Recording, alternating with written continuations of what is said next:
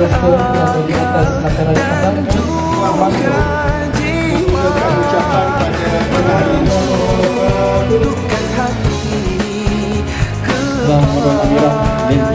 Sakri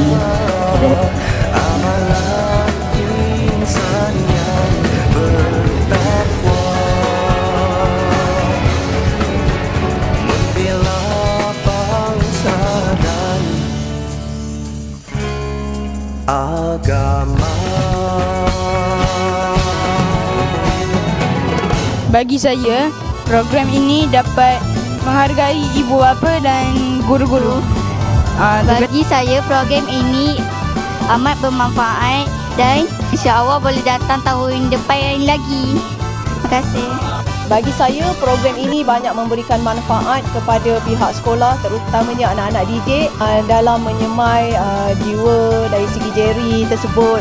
Kerjasama yang sangat bagus diberikan pertama sekali kepada pihak Kor Agama Angkatan Tentera KAGAT yang memberikan motivasi yang terbaik pada hari ini, yang bagi pihak MINDEF, JAWI dan juga beberapa pihak NGO yang lain.